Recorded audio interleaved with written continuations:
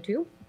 But I'm going to get started with one kind of related to one that came in, but also I think stemming from something that all of you sort of touched on, which is, Lon and Lindsey, you mentioned multiple times, don't accept your first no. Tanya, you kind of touched on the same concept that, when faced with adversity, keep going, basically. So I just wanted to know, what are some of the skill sets that you think are useful in getting through that first no, both in terms of personal mindset, but then also in terms of working externally with customers or people that you need to convince? How do you get through no's or failures? I can go first. Sure. So I think one thing for me that really helps is kind of creating your small team of people who do believe in you and kind of build you up. Because if they're giving you the yeses, right, then it's giving you that confidence and kind of that sanity check that it's not just you that believes in this, and it kind of you don't feel alone. So I think that would be the first thing. The second thing in terms of talking to other people is listen. They might have some very useful feedback for you, something you didn't think about. So just be open and open-minded when doing that part of it, and really try and absorb, because they might be telling you something you need to hear that you just didn't think about. Do you want to add anything? That was perfect. Sure. Yeah, that was. I can talk about mindset though. Mm-hmm. So when it comes to mindset, I do talk a lot about entrepreneurialism. I said it right. At various schools, including ASU, one of our favorite, with Milo Space Institute, and Jim Bell, who you know, I'm sure. I say three things, and I'll do it really quick. There are three phases of your career. There's analysis, there's judgment, and decisiveness. Okay? If you remember anything else I tell you, just try to remember this. There are three phases: analysis, judgment, and then decisiveness. Analysis, when you come out of school, when you're trained, you can't analyze, you just wasted your education. You can analyze, that's great. I mean, it doesn't mean you get a great education. You can analyze the problems. Very soon after that, you're asked for your judgment. What do you think we should do? Boss will ask, what do you think we should do? A lot of people hang there because it's kind of safe, it's fun, it's great to analyze, but then it's the decisiveness, which Lindsey talked about before, about being able to do that and be ready to take the consequences of the mistake, but also take the glory to some extent. Usually you share that part with moving forward and all that. But if you can learn, and it's hard in the beginning, it gets easier and easier, and also sort of easier because then your decisions become bigger and bigger and bigger as you grow. Those are the people who become the leaders. The ones who learn how to make decisions the quickest, they're the ones who become the leaders.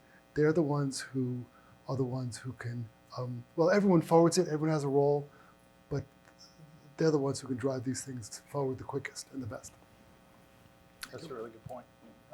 The one thing I'll add is, as I've been doing sales and marketing, somebody once told me that when you share an idea, the best thing somebody can do in some cases, right, is agree with you, right?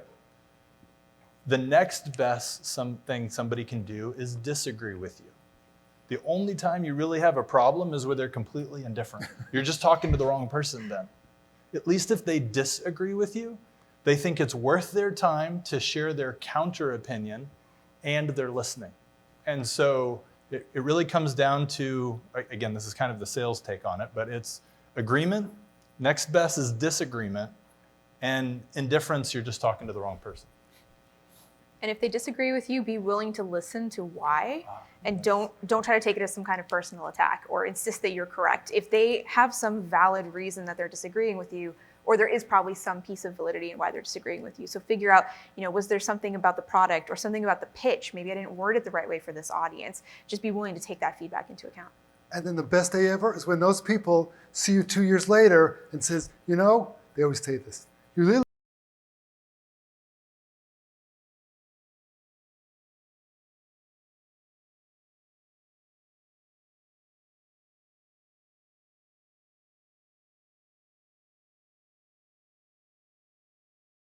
listen to my advice, and you did this, and now you're even better. So, and you say, yeah, you're all right, you're all right. And by the way, can I have a say on that? So. Great. I think that actually leads pretty well into the next question, which is, how do you get others to trust your credibility as a young or junior aspiring project manager, engineer, leader? Maybe Erik, you want to start? Yeah, another one of these, lessons that I learned early on is, I talked too much when I was younger. And, sometimes I would say smart stuff, but the dumb things you say drowned out all the smart things you say.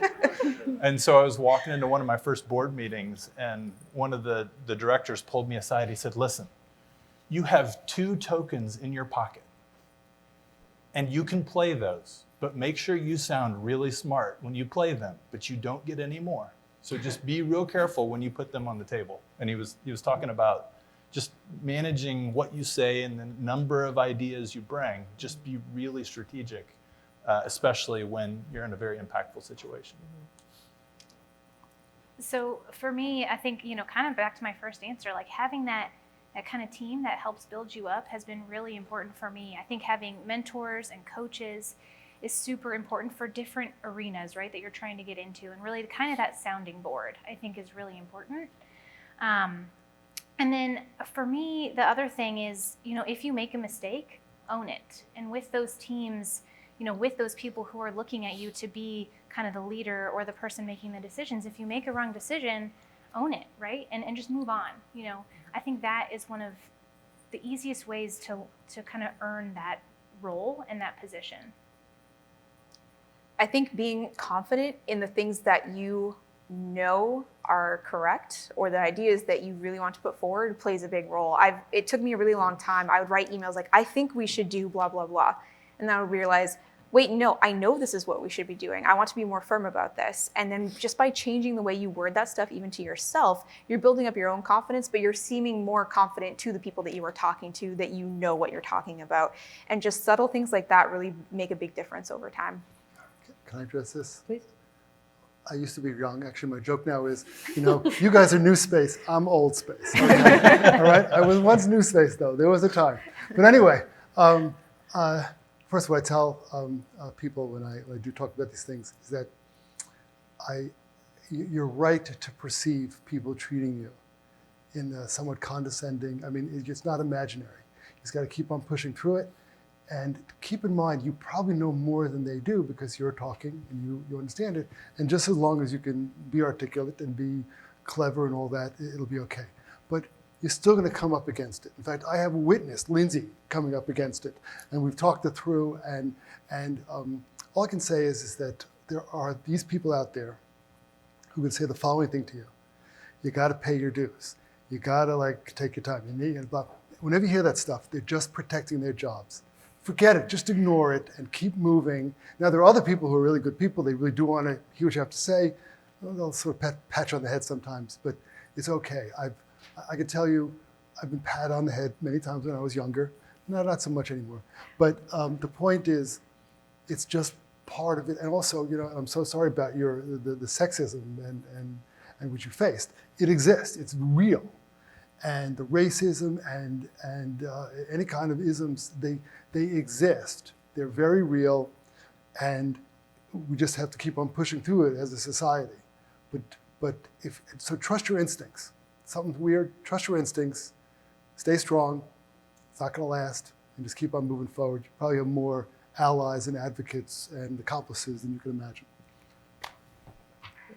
I think maybe one very quick question, very quick, just one 2-word answers from everybody.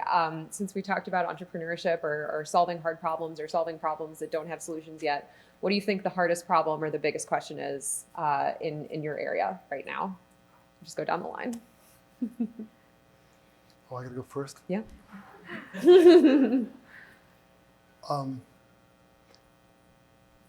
Enough people with the right mindset and the skills in this industry. The people have the emotional intelligence to keep on hanging in there. The industry is so shifting now, and those who can roll with it are going to be the ones that succeed. Great. For those Earth observations specifically, analyzing big data, because we're getting down terabytes and terabytes of data every single day, and there's keys in there to really changing the world. But we don't have enough grad students in the world to look through them automatically. So machine learning is the way to go. Totally. For lunar communications, it's balancing standards with really trying to lead commercially, and then with kind of a more niche, smaller market. Yeah, I think, we're focused on communications as well, but specifically what we're seeing is that lots of data can be collected, but just getting it back into a single location so that you can use AI is really challenging. You can take way more data than you can get back to Earth at this point. And so there's a lot of problems to be solved as you start pulling out all of the bottlenecks in these types of systems. Great. Okay, thank you so much. Please join me in thanking our panelists, and I believe it's lunchtime.